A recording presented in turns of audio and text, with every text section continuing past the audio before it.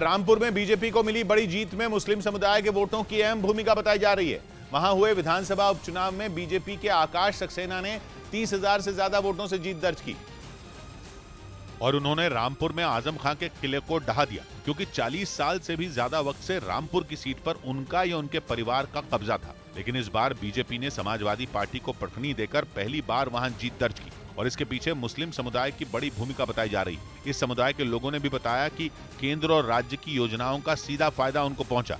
काम अच्छा किया है, कर रहे हैं। रामपुर के मुस्लिम समुदाय के युवा भी केंद्र सरकार की कई योजनाओं का जिक्र करते दिखाई दिए, जैसे आयुष्मान कार्ड वगैरह, ये बहुत बढ़िया है। माना जा रहा है कि इसी वजह से मुस्लिम समुदाय ने बीजेपी का साथ दिया, क्योंकि रामपुर वो सीट है जहां करीब 60% मुस्लिम समुदाय के वोटर हैं और इस बार वहां पड़े कुल वोटों का 62% बीजेपी को मिला, जबकि समाजवादी पार्टी के खाते में सिर्फ 36% ही वोट गया।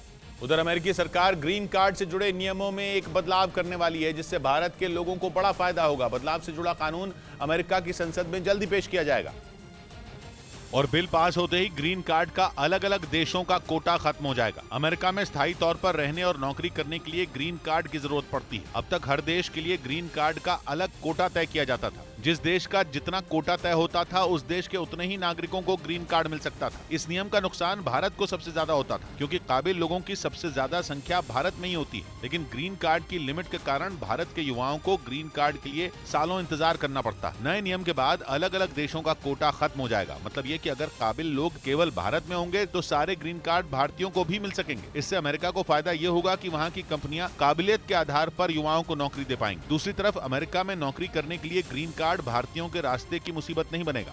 इधर एनसीपीसीआर यानी राष्ट्रीय बाल अधिकार संरक्षण आयोग ने उन मदरसों की जांच के आदेश दे दिए जहां गैर मुस्लिम छात्रों को दाखिला दिया गया, जिसके लिए एनसीपीसीआर ने भी राज्यों और केंद्र शासित प्रदेशों के सचिवों को चिट्ठी लिखकर 1 महीने में रिपोर्ट मांगी, ताकि उन मदरसों की लिस्ट तैयार की जा सके जो गैर मुस्लिम समुदाय के बच्चों को धार्मिक शिक्षा देने के अलावा सरकार से स्कॉलरशिप भी मुहैया करवाते हैं। उधर यूक्रेन के राष्ट्रपति जेलेंस्की को टाइम मैगजीन ने पर्सन ऑफ द ईयर चुना। उन्हें टाइम मैगजीन ने कवर पेज पर जगह दी। रूस के खिलाफ जंग में जेलेंस्की अपने देश और सैनिकों के साथ मजबूती से खड़े हैं, जिसके लिए उन्हें पर्सन ऑफ द ईयर के सम्मान से नवाजा गया। टाइम मैगजीन ने अपनी रिपोर्ट में उनके खैरसौन दौरे का भी जिक्र किया, जिसे यूक्रेन के सैनिकों ने हाल ही में रूस की फौज से आजाद करवाया था। इस बीच इंग्लैंड की क्रिकेट टीम 2000 अंतर्राष्ट्रीय मैच खेलने वाली पहली टीम बन गई। उसने ये उपलब्धि पाकिस्तान के मुल्तान के मैदान पर हासिल की, जहां वो पाकिस्तान के खिलाफ दूसरा टेस्ट मैच खेलने उतरी। मुल्तान में जैसे ही इंग्लैंड की टीम मैदान में उतरी तो 2000 अंतर्राष्ट्रीय मैच खेलने वाली पहली टीम का रिकॉर्ड उसने अपने नाम कर लिया।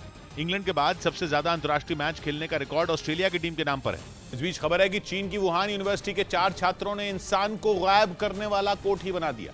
कहानी फिल्मी लग रही है, क्योंकि ऐसा तो फिल्म हैरी पॉटर में देखने को मिला था, लेकिन दावा है कि चीन के छात्रों ने ऐसा कोट बना लिया है जिसे पहनते ही इंसान दिखना बंद हो जाएगा, कुछ उसी तरह जैसे फिल्म में हैरी पॉटर हुआ था।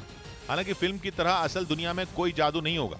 इंसान तो ऐसा कोट पहने दूसरे इंसान को आराम से देख पाएगा, लेकिन चीन में जगह जगह लगे आर्टिफिशियल इंटेलिजेंस से लैस हाईटेक सिक्योरिटी कैमरे गच्चा खा जाएंगे। बताया गया कि दिन हो चाहे रात, ये कोट हर वक्त असरदार रहेगा। इस कोट पर ऐसे पैटर्न हैं कि दिन में उसे पहने शख्स को देखकर कैमरा ये बता ही नहीं पाएगा कि सामने जो खड़ा है वो कोई इंसान है। वहीं रात में कोट ऐसे हीट सिग्नल छोड़ेगा कि फिर कैमरों को चकमा दे देगा। ये कोट सस्ता भी है। एक कोट की कीमत महज $70 यानी भारतीय रुपयों में 5,765 रुपए है।